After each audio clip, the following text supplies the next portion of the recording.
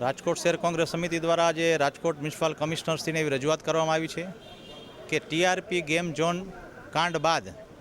રાજકોટ મહાનગરપાલિકાના કમિશનરની ટ્રાન્સફર થઈ નવા કમિશનર તરીકે આપની નિમણૂક જ્યારે કરવામાં આવી છે ત્યારે સરકારને ક્યાંક ને ક્યાંક એવું લાગ્યું કે તમારા પુરોગામી કમિશનર છે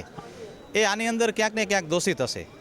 એટલે તમને જ્યારે નિમણૂક તમારી નવા કમિશનર તરીકે કરી છે ત્યારે તમે આ સંસ્થાના કસ્ટોડિયન છો. તમારી માગણી એવી છે કે આ કોર્પોરેશનને સુપરસીડ કરવામાં આવે, અને એટલા માટે સુપરસીડ કરવામાં આવે કે રાજકોટ મહાનગરપાલિકાના ટાઉન પ્લાનિંગ અધિકારી પાસેથી જે બેસુમાર દોલત મળી છે એ એમના એકની ન હોય, એમાં ક્યાંક ને ક્યાંક ભાગીદારી ભારતીય જનતા પાર્ટીના નગરસેવકો, પૂર્વ ધારાસભ્યશ્રી, વર્તમાન ધારાસભ્યશ્રીથી લઈ